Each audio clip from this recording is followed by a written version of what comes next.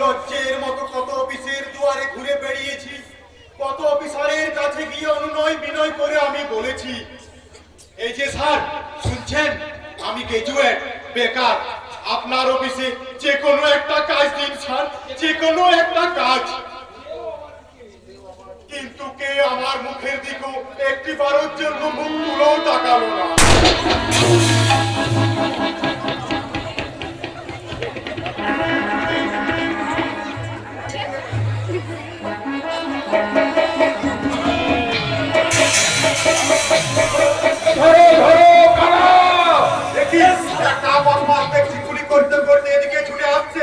আর পেছনে তাড়া করে আসছে পুলিশ, নিশ্চয়ই কোন সমাজ বিরোধী।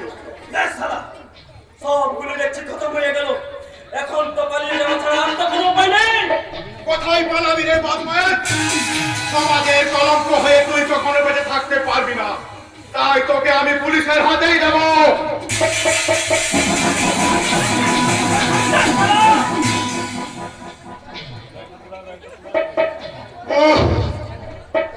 শয়তানটাকে কিছুতেই ধরে রাখা গেল না।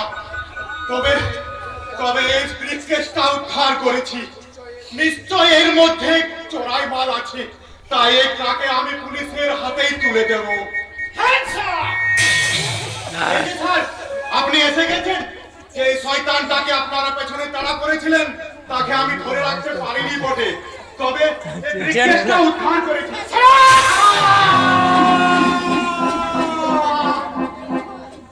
আজকের কথা কর, হেরেছিস বিদ্যে ছলনায় সাধু সাজু, এই দারোগা প্রবীণ সামন্তকে ফাঁকি দেওয়া এত সহজ নয়।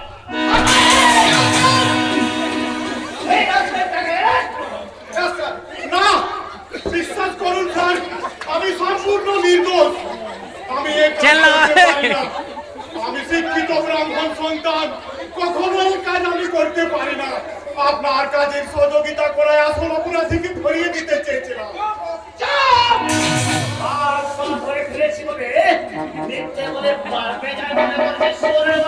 বিশ্বাস করুন স্যার, আমি সম্পূর্ণ নির্দোষ।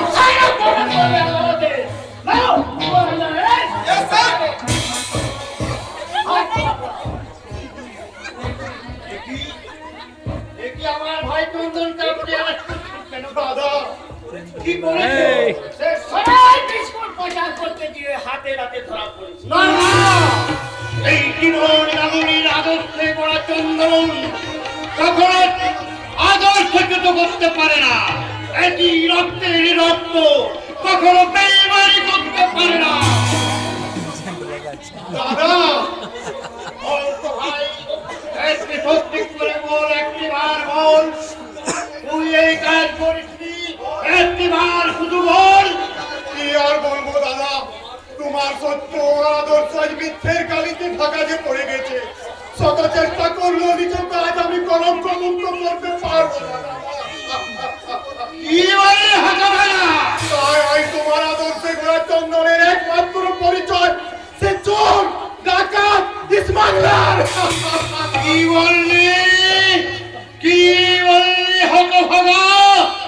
এই জীবন গাঙ্গুলির সত্যতা নেই ধর্মকে তুই দু পায়ে মারিয়ে সেখানে সমাজ বিরোধীর কলঙ্ককে মাথায় তুলে নিবি। দাদা এতই যদি তোর অর্থের লোভ, তুই আমারই বলে রাখেন আমার যথাসাধ্য বিক্রি করো, তোর লোভের পিপাসা মিটাথা।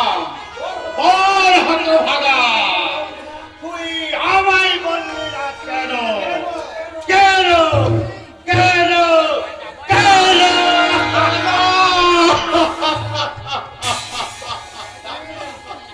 ডাকবি না ওই সন্তরিকী আর আমায় ডাকবি না।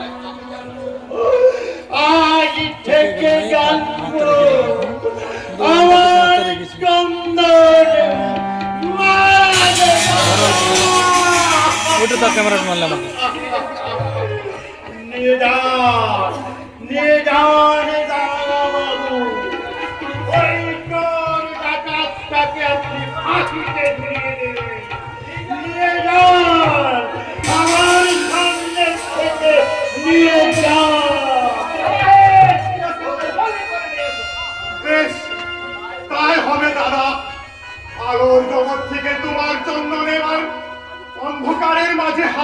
জন্য।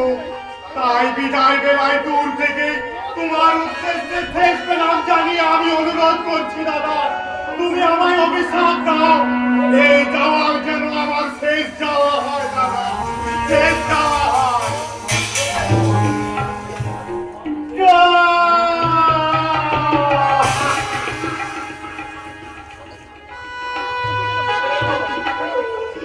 চলে গেল